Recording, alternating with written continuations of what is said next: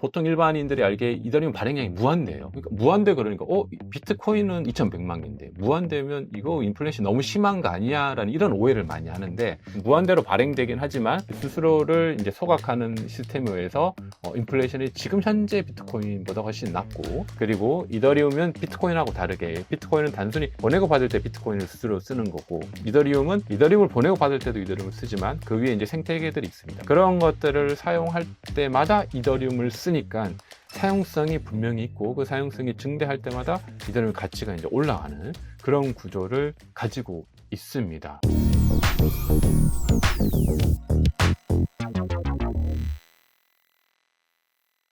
네, 안녕하세요. 지난번에는 우리가 이제 이더리움의 이제 단기적인 관점에서 투자에 대해서 좀 살펴봤고요. 오늘은 이더리움 좀 장기 투자 과연 괜찮은지 그런 주제로 영상을 좀 찍도록 하겠습니다. 장기 투자라고 하는 것은 이더리움 최소한 1년 이상 혹은 2, 3년, 4, 5년 가져가도 될 것인지, 이런 관점에서 이더리움 투자에 대해서 좀 살펴볼 예정이고요. 우리가 이제 비트코인은 이제 시장에서 많이 인식이 바뀌어서 장기 투자를 대부분 하죠. 물론 이제 단기로 투자하시는 분도 있지만 비트코인은 굉장히 큰 관점에서 장기 투자를 합니다. 저도 이제 비트코인 투자를 두 가지 방식으로 하는데, 단기로 가지고 있는 것도 있고, 장기 투자는 저는 비트코인을 이제 노후에 찾으려고 모아가는 그런 비트코인 투자 방식도 하고 있습니다. 그럼 과연 이더리움도 이런 투자가 가능할지 오늘 좀 살펴보려고 하는데요. 첫 번째로 우리가 이제 이더리움에 대한 인플레이션, 이런 시장의 이슈가 굉장히 많습니다. 비트코인은 이제 인플레이션이 계속 줄어들죠.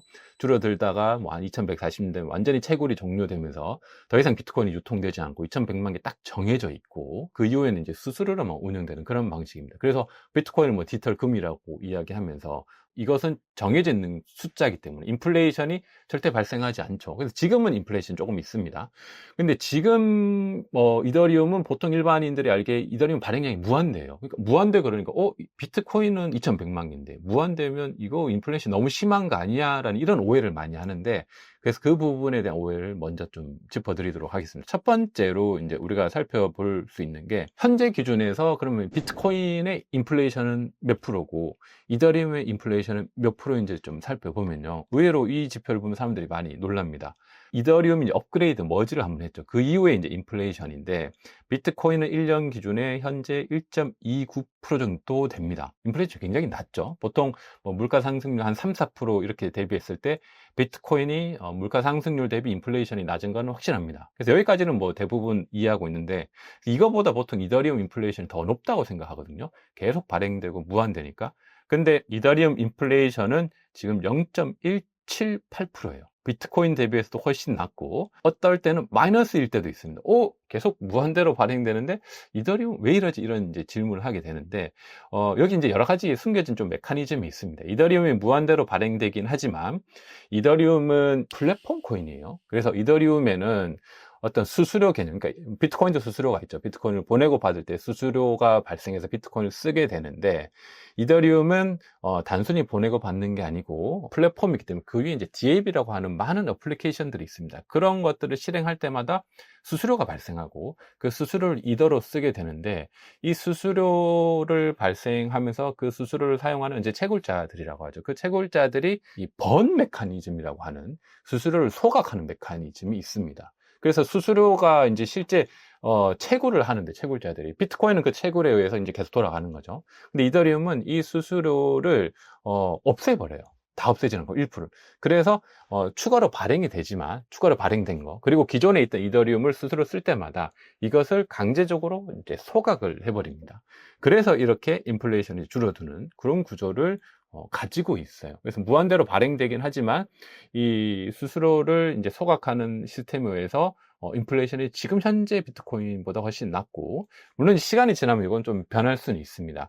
그렇지만 최근에도 인플레이션이 굉장히 낮다. 그리고 이더리움이나 플랫폼이 이런 부분에서 굉장히 유연성을 가진다. 비트코인 딱 정해져 있지만 시장의 상황에 따라서 좀 바꿀 수 있는 이런 여지들이 있다는 부분은 우리가 먼저 한번 좀 짚고 가면 좋을 것 같습니다. 이게 이제 그래서 비트코인과 이더리움의 좀 큰 차이고요. 또 하나 이제 이더리움에서 우리가 한 가지 좀 중요하게 살펴볼 지표가 있는데, 플립프닝이라고 해서, 이건 좀 재밌는 차트인데 그냥 우리가 이더리움 투자를 한다면 한 번 정도 체크해보면 이제 좋은 차트입니다. 이거는 저는 개인적으로 비트코인하고 이더리움을 봤을 때 이더리움이 비트코인 시총을 넘을 수 있을 것이다라고는 생각하진 않아요.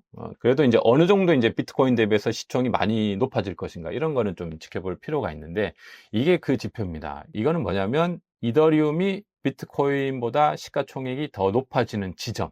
그게 이제 이 지점인데 한때는 이더리움이 진짜 많이 높아졌습니다. 그래서 2015년에 보면 2015, 16 요게 이제 퍼센트인데 2017, 18 요 지점에 74% 정도. 그래서 비트코인 시총에 비해서 거의 7, 80%까지 올라온 시점이죠. 그래서 이 세 번의 차트에서 결국에 이때 와 이더리움이 비트코인 시총을 넘을 수 있다 이런 이제 시장에 이제 환호들이 있었습니다. 그리고 나서 쭉 빠졌고 지금 현재는 비트코인에 대비해서 플리퍼닝 가능성이 22%고 이것이 비트코인 시총을 넘는 지점, 그 예상 지점이 여기 나옵니다. 예상 지점이 현재 기준으로 요렇게 차트가 계속 간다면 2030년 5월 1일이 되면 비트코인 시총을 초월할 것이다. 요 그래프예요. 그래서 요 가운데 선 기준으로 해서 이 이더리움이 비트코인 시총을 따라잡을 수 있는 가능성에 대해서 이제 움직이는 차트죠. 그래서 요 가운데 선을 기준으로 보면 이게 이제 아래로 왔을 때는 굉장히 이제 이더리움이 저평가받았다. 이렇게 볼 수도 있고, 요거 기준으로 비슷한 지점에서 움직이면 비트코인 가격 대비 이더리움이 어느 정도 시장에 위치해 있는가 이런 것을 볼 수 있는 좀 중요한 지표로 간접적인 지표로 우리가 좀 참고해 볼 수는 있습니다. 요 가운데 선에서 이제 이더리움이 계속 움직이겠죠. 그래서 이거보다 굉장히 좀 높이 올라가면 비트코인 시총에는 점점 가까워지면서 좀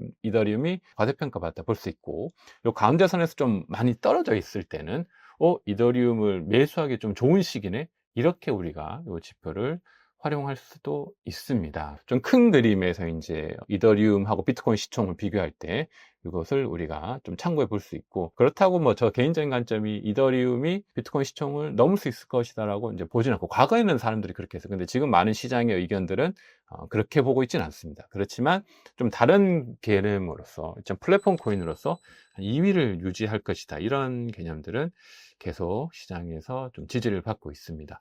그래서 이 두 가지 지표를 좀 먼저 소개를 드렸고, 마지막으로 그러면 이더리움은 과연 비트코인 대비해서 우리가 이제 투자할 가치가 있는가 이런 좀 질문에서 봤을 때 확실히 그 다른 관점에서 우리가 접근을 해야 됩니다. 그래서 이더리움에는 어떤 게 있냐면 여기가 에코시스템이라고 해서 생태계를 의미합니다. 이 코인에는 생태계가 있습니다. 근데 비트코인은 생태계라는 개념이 존재하지 않습니다. 왜냐하면 비트코인은 화폐고 어떤 저축의 역할이고 어떤 자산의 역할이고, 비트코인을 보내고 받는 데는 굉장히 최적화되어 있지만 비트코인 위에서 뭐 예를 들어 뭐 여러분들이 아는 NFT를 발행한다든지 뭐 디파이를 실행한다든지 이런 것은 사실상 거의 불가능합니다. 왜냐하면 그런 목적으로 만들어지지도 않았고 뭐 기술적인 한계도 있고, 그리고 비트코인 코어 개발진들이 그것을 원하지를 않아요. 근원적으로 불가능하고, 그래서 비트코인은 어떤 화폐, 저축수단, 그리고 송금 이런 역할로 굉장히 훌륭하죠. 근데 이제 이더리움은 좀 목적이 다릅니다. 이더리움은 어떤 플랫폼이고 우리가 일상적으로 쓰고 있는 핸드폰에서 앱 같은 거 있죠. 그리고 뭐 여러 가지 이제 인터넷 서비스들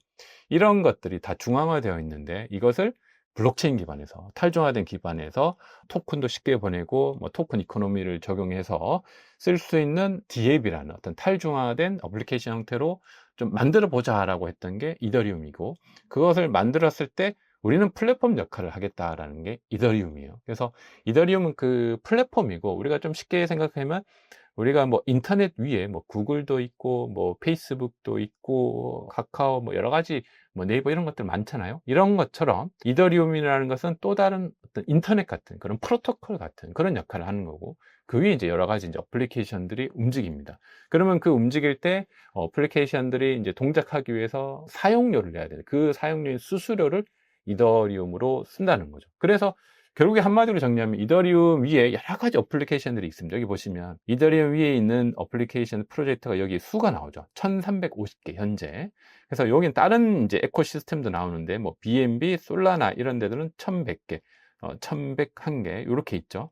그래서 이더리움에 있는 이 에코시스템 제일 많은 이 생태계가 있다는 거예요. 그래서 이 생태계 위에 이더리움 위에 여러분들이 아는 뭐 스테이블 코인인 테더 뭐 이런 것도 있고, 뭐 민코인들도 있고, 유니스왑이라는 대표적인 어떤 탈중화된 거래소죠. 그리고 뭐 대표적인 예금 대출 플랫폼, 뭐 에이브 같은 이런 플랫폼들인데, 이것들이 다 어디 위에서 움직이냐면 이더리움 위에서 움직입니다. 그래서 이더리움 위에서 뭐 탈중화된 거래소인 유니스왑을 사용자들이 뭐 토큰을 교환하거나 스왑할 때 이더리움을 사용료로 내고, 뭐 에이브 같은 데서 예금이나 대출을 할 때 그때도 이더리움 수수료를 내고, 그리고 지금 스테이블 코인 굉장히 시장에서 이슈가 많잖아요. 사람들이 스테이블 코인을 보내고 받겠죠. 그럼 보내고 받을 때 쓴 수수료가 있는데 그 수수료도 이더로 낸다는 거예요. 그래서 그것을 할 수 있게 그 플랫폼을 만들어 준 게 이더리움입니다. 그래서 이더리움이라는 플랫폼이 그 위에 많은 생태계가 있기 때문에 이런 이제 생태계들이 계속 이제 확장되고 늘어나겠죠. 그럴 때마다 이 플랫폼이 가지는 이더리움의 역할은 커지고 더 이제 앞으로 지속 가능성이 점점 커지는 거죠. 지금 수준에서도 이제 굉장히 많은 활용성이 있는데, 이것이 만약에 미래에 진짜 이제 크립토 시장이 도래해서 시장이 디지털 중심으로 뭐 결제라든지 모든 것들이 변화되는 시점에서는 이더리움 플랫폼이 굉장히 높은 위치에 있게 되는, 그래서 활용성도 많아지는, 그래서 그 이더리움의 가치도 굉장히 커지는 그런 구조를 가질 수밖에 없습니다. 정리해 보면 결국에 이 암호화폐 시장에서의 가장 중요한 것은 디지털 금융, 이제 비트코인이긴 한데요. 그 비트코인은 이제 보내고 받고 어떤 자산의 축적 역할을 하죠. 2100만 개 딱 정해져 있고. 근데 이더리움은 무한대 발행이긴 하지만 현재 기준에서 인플레이션율은 비트코인보다 낮습니다. 그리고 이더리움은 비트코인하고 다르게, 비트코인은 단순히 보내고 받을 때 비트코인을 수수료로 쓰는 거고, 이더리움은 이더리움을 보내고 받을 때도 이더리움을 쓰지만 그 위에 이제 생태계들이 있습니다. 뭐 스테이블 코인, 뭐 탈중화된 거래소, 그리고 뭐 예금 대출 플랫폼, 그리고 다른 것들 많이 나오겠죠. 그런 것들을 사용할 때마다 이더리움을 쓰니까 사용성이 분명히 있고, 그 사용성이 증대할 때마다 이더리움 가치가 이제 올라가는 그런 구조를 가지고 있습니다. 그래서 앞으로의 미래의 두 가지 형태, 그러니까 디지털 자산의 저축 역할을 비트코인 담당할 것이고, 디지털 생태계를 만드는 이런 시장은 이더리움이 이제 만든다는 거죠. 그래서 두 축을 두고 우리가 이 투자 관점을 가질 수 있고, 두 가지 자산이 좀 다른 형태이기 때문에 뭐가 더 좋냐, 뭐가 더 나쁘냐, 이런 뭐 어떤 논쟁이 있을 수도 있지만, 이런 논쟁보다는 우리가 조금 더 긍정적인 관점으로, 정말 그럼 이더리움이 필요한 자산인가, 이런 플랫폼이 시장이 필요로 하고 있나, 이런 변화들이 보여지고 있나, 이런 관점을 봐야 되겠죠. 근데 그런 관점을 보면 기관들이 계속 어떤 뭐 RWA라든지 스테이블 코인이라든지 이런 것들에 굉장히 관심이 많고 지금도 많이 들어오고 있잖아요. 그런 관점에서 우리가 이제 이더리움을 볼 수 있는 안목이 여러분들에게도 있으면 좋을 것 같습니다. 오늘은 이더리움 이제 장기 투자 관점에서 좀 펀더멘탈적인 부분을 살펴봤고요. 그래서 이런 관점에서 우리가 접근한다면 큰 그림에서 비트코인과 함께 이더리움을 조금씩 계속 뭐 DCA라든지 이런 식으로 적립식 매수하는 이런 방법들도 굉장히 이제 좋은 방법일 수 있고, 아니면 이더리움이 뭐 큰 조정을 받았을 때 저렴한 구간에 아이더티 파는 그런 전략들도 굉장히 좋을 수가 있을 것 같습니다. 오늘은 이더리움에 대해서 장기 투자 관점에 대해서 살펴봤습니다. 네, 감사합니다.